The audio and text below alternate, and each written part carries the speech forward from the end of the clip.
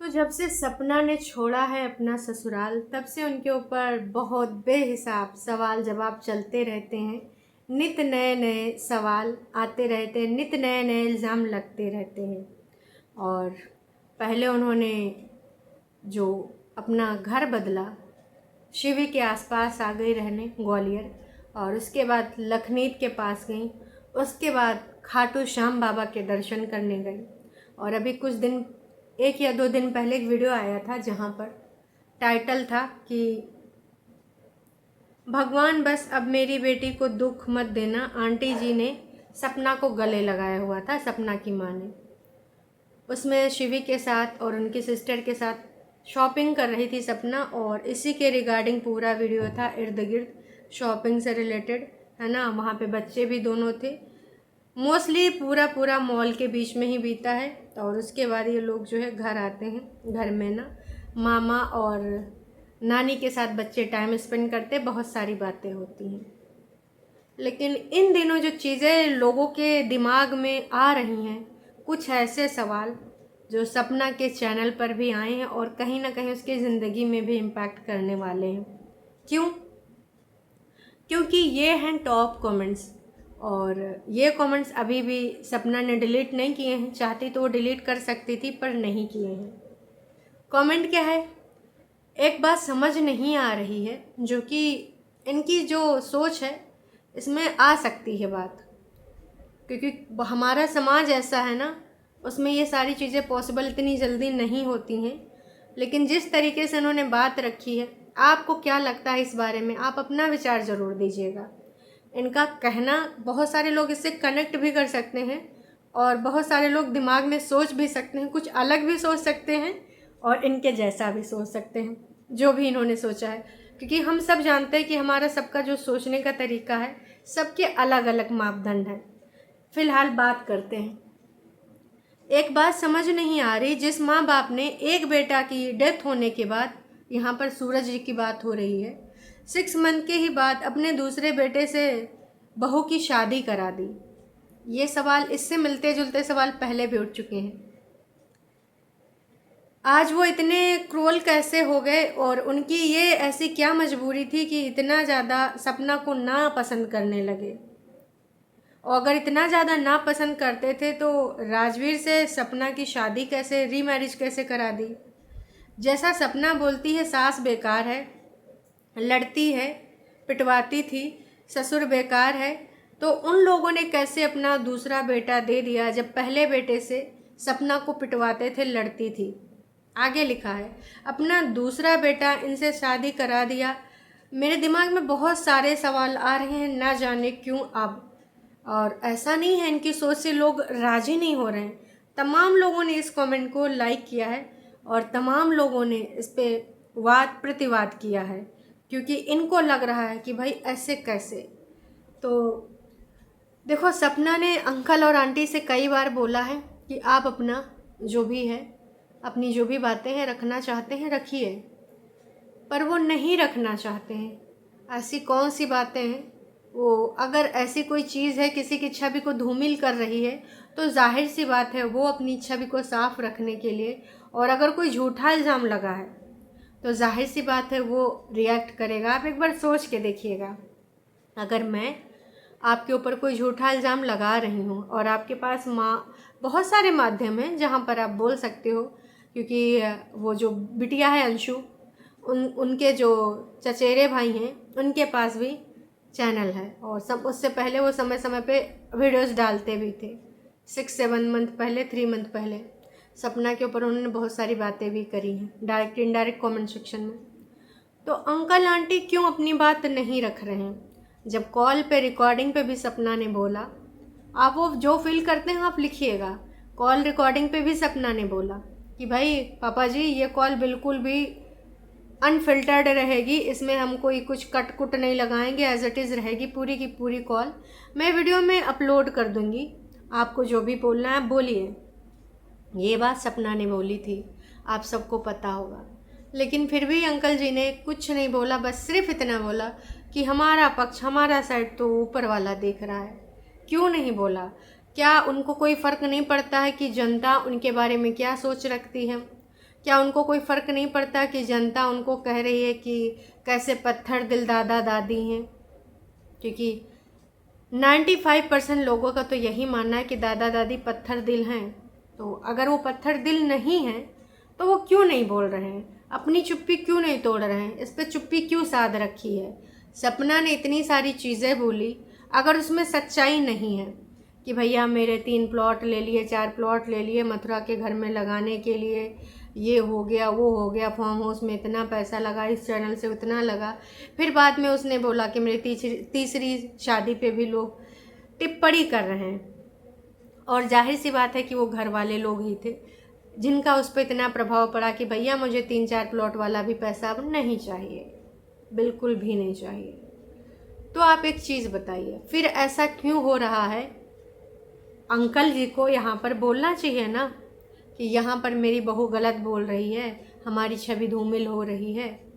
और आप सबको पता है कि वो चैनल अंशु के पास भी, अंशु के कज़िन ब्रदर के पास भी उनका खुद का चैनल है।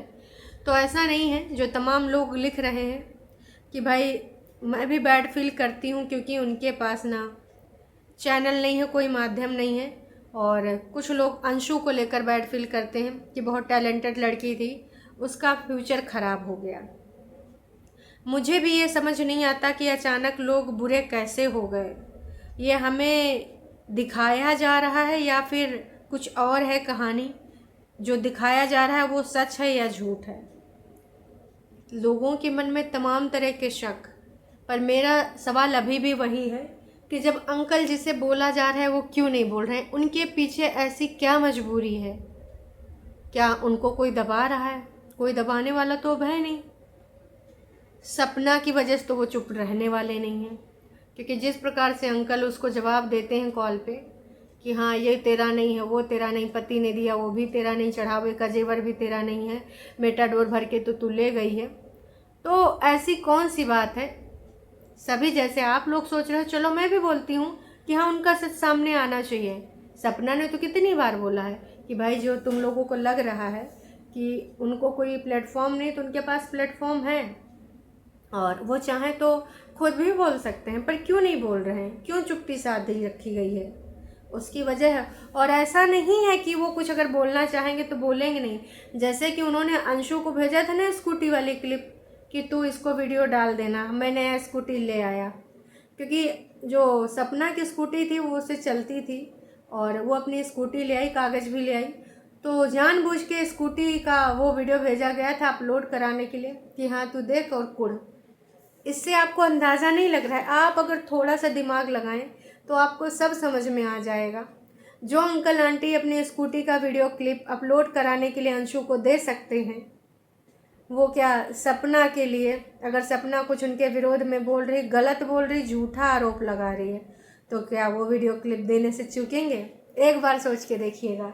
उनको स्कूटी वाला वीडियो अपलोड कराना है, लेकिन जो उन पे इल्ज़ाम लग रहे हैं, जो कहीं ना कहीं उनके चरित्र का हनन हो रहा है, उस पर वो रिएक्ट नहीं कर रहे हैं। आप सोच के देखिएगा, आपको समझ में आ जाएंगी चीज़ें एक बार।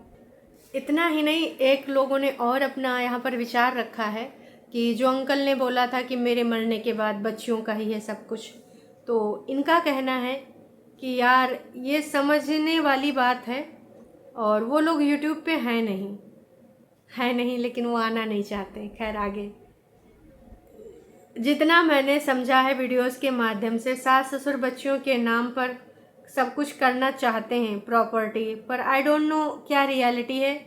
अभी इतना ही लग रहा है उनके कहने अनुसार कि वो अभी नहीं करना चाहते हैं लेकिन बाद में करना चाहते हैं। बस ये उनकी तरफ से बातें हैं और किसी का कुछ नहीं पता, क्योंकि जितना बताती है सपना उतना दिख रहा है सबको। उनके मन में क्या चीज़ें चल रही हैं पता नहीं। वो सपना की शादी किसी दूसरे बेटे से नहीं करवाते अगर वो इतने बुरे होते। राजवीर उनकी तरह नहीं था, उसकी सोच अच्छी थी, इसलिए उसने सपना के साथ शादी करी।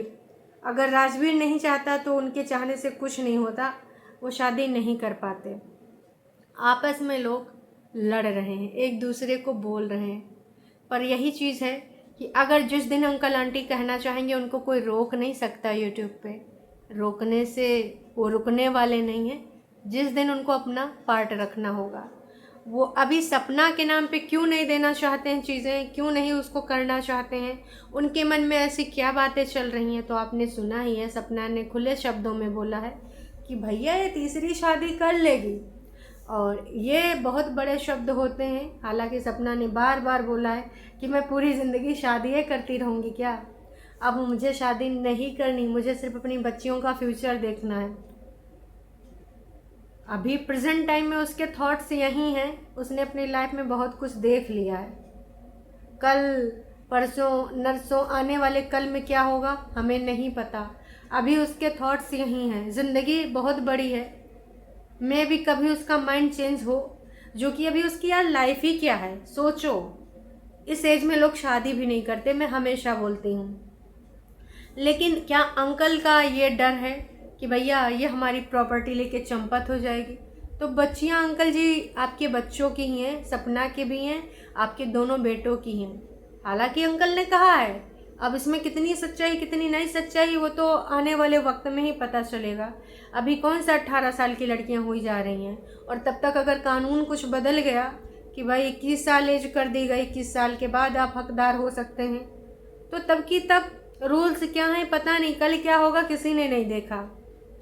क्योंकि आप सबको पता कि अंकल आंटी के आसपास भी तमाम ऐसे रिश्तेदार, कहते हैं ना जब मिठाई दिखती है और खुले में मिठाई रखी हो तो मक्खियाँ कौनो मौका नहीं चूकती मिठाई खाने का।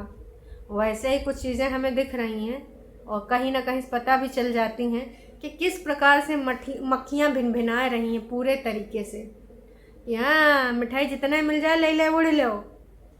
तो भाई समझदार हैं आप लोग, समझदार को इशारा काफ़ी है। बाकी चीज़ें क्या हैं क्या नहीं है, धीरे धीरे आपको रियलिटी पता चल जाएगी। जिनको लगता है सपना ने चालबाजी करी है, चलिए मान लेते हैं एक बार 1 मिनट के लिए कि वाकई में सपना ने चालबाजी करी है, तो क्या सपना की चालबाजी ज़्यादा दिन चल पाएगी? कोई कितना चतुर चालाक शातिर क्यों ना हो, अगर कोई चालबाजी करता है ना तो एक ना एक दिन उसकी चाल खुल जाती है। कितना भी अच्छी परफॉर्मेंस कर ले, कितने भी अच्छे तौर तरीके से एक्टिंग कर ले, कुछ ना कुछ ऐसी चीज़ें होंगी कि रियलिटी उसके सामने खुल के आ जाएगी। तो अगर आपको ऐसा लगता है तो धैर्य रखिए, आज नहीं तो कल सपना का भी खुलासा हो जाएगा अगर उसने ऐसा किया है। जिसकी सोच ऐसी है। बाकी आप सबका क्या कहना है क्या नहीं कहना है। आप वो एक यूट्यूबर है, आप व्यूवर हैं, आपके मन में जो चीज़ें आती हैं आप लिखते हो, इस प्रकार से बातें करते हो, पर चीज़ें हैं ना ऊपर वाले को ज़्यादा बेहतर पता होंगी, सपना के सास ससुर को ज़्यादा बेहतर पता होंगी और सपना को पता होंगी कि कौन किसके साथ चालाकी कर रहा है, कौन किसके साथ शातिर तरीके से परफॉर्मेंस दे रहा है। कोई चुप्पी साधे है, कोई बोल रहा है, और कुछ ऐसे हैं जो ऑफ कैमरा हैं, जो ऑन कैमरा कभी दिखते ही नहीं हैं, उनके अलग से परफॉर्मेंस चल रहे हैं। तो इसमें गेम जो चल रहा है इसमें खिलाड़ी कई हैं, लेकिन जो वीडियो दिखाता है, जो वीडियो बनाता है, लोग बस उसके ऊपर उंगली उठाने आ जाते हैं, क्योंकि उनको लगता है कि भाई नहीं, तब की सिचुएशन और अब की सिचुएशन में बहुत अंतर है। तब शादी क्यों कराई गई थी आप भी सोच के देखिएगा, और अभी जब दोनों बेटों में से कोई नहीं है तो बहू क्यों प्यारी रहेगी। और भी बहुत सारी चीज़ें हैं यार, एक बार सोच के देखिएगा। समय समय पे हमें बहुत सारी चीज़ें दिखी भी हैं, भेदभाव भी दिखे हैं इन लॉज को लेकर। किसकी तरफ से? ठीक है, सूरज के तो इन लॉज हैं, राजवीर के तो इन लॉज हैं, सब लोग बस हमेशा यही उम्मीद करते हैं कि एक लड़की बस इन लॉज को भैया हर चीज़ करे, आगे का पालन करे, हर चीज़ मतलब टाइम से करे। लेकिन लड़की के जो माँ बाप होते हैं उनके लिए कभी क्यों आप लोग नहीं सोचते हैं कि लड़की तो अपना घर बार छोड़ के आती, सब कुछ करती है, पर क्या कभी एक दामाद ऐसी सारी चीज़ें अपने इन लॉज के लिए करता है? 1% भी नहीं करता भाई साहब। सच्चाई है, कड़वी है, पूरे समाज में व्याप्त है। तो एक बार बस सोच के देखिएगा, बाकी ज़्यादा कुछ मुझे नहीं कहना। अभी के लिए इतना है, फिर मिलेंगे नई वीडियो में, तब तक के लिए टाटा बाय बाय।